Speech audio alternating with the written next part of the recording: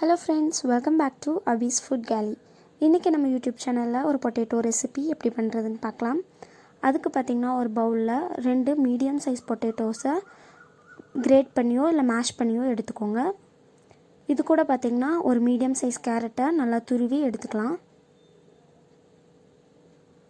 அப்புறமா கொஞ்சமாக கொத்தமல்லி தலையை கட் பண்ணி நீங்கள் ஆட் பண்ணிக்கோங்க, சாப் பண்ணி.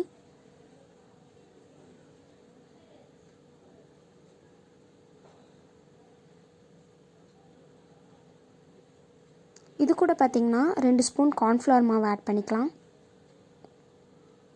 அதே மாதிரி 2 ஸ்பூன் பெப்பர் பவுடர் ஆட் பண்ணிக்கலாம்.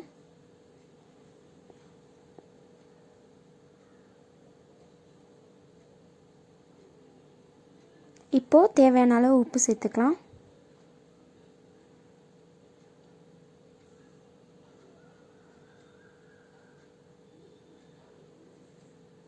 சேர்த்துட்டு எல்லாத்தையும் நல்லா நம்ம மிக்ஸ் பண்ணிடலாம்.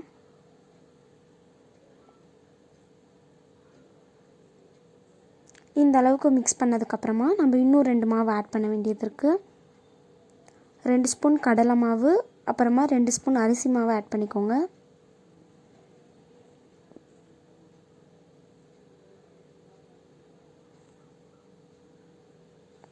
இப்போ மறுபடியும் இதை நல்லா மிக்ஸ் பண்ணிக்கலாம்.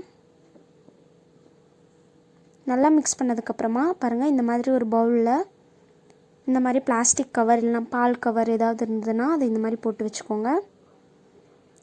போட்டுட்டு இதுக்குள்ளே நம்ம மிக்ஸ் பண்ணி வச்சுருக்க மாவை ஆட் பண்ண போகிறோம். நீங்கள் கவரில் போட்டு தான் பண்ணணுன்னு இல்லை, நீங்கள் ஸ்பூன்லேயே எடுத்து கூட நீங்கள் தோசை பேனில் போட்டு பண்ணலாம். கவரில் போட்டு பண்ணால் ஒட்டாமல் வரும், அதுக்காக தான் நான் கவரில் போட்டு பண்ணுறேன்.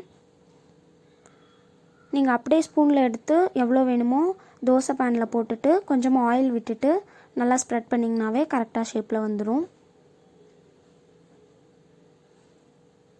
இப்போ தோசை பேன் ஹீட் ஆனதுக்கப்புறமா கொஞ்சமாக எண்ணெய் சேர்த்துட்டு நல்லா ஸ்ப்ரெட் பண்ணி விட்டுடலாம். அப்புறமா இந்த மாவை இந்த மாதிரி பண்ணிடுங்க. ஆயில் ஆட் பண்ணிவிட்டு நீங்கள் இந்த மாதிரி ஸ்பூனில் ஸ்ப்ரெட் பண்ணால் தான் அது கரெக்டாக வரும். பாருங்கள், ஆயில் சேர்த்துட்டு இந்த மாதிரி பண்ணிக்கோங்க. சிம்மில் இல்லைனா மீடியம் ஃப்ளேமில் வச்சு ஹீட் பண்ணுங்கள். அப்போ தான் இது வேகும்.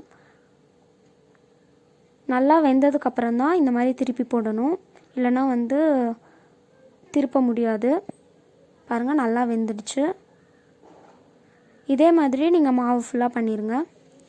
அவ்வளோதான், நம்மளோட ரொம்ப ஈஸியான பொட்டேட்டோ ஸ்நாக் ரெடி ஆகிடுச்சு. கண்டிப்பாக உங்கள் வீட்டில் இந்த ரெசிபியை ட்ரை பண்ணி பாருங்கள். இந்த வீடியோ உங்களுக்கு பிடிச்சிருந்தா அபிஸ் ஃபுட் கேலி யூடியூப் சேனலுக்கு சப்ஸ்கிரைப் பண்ணுங்கள்.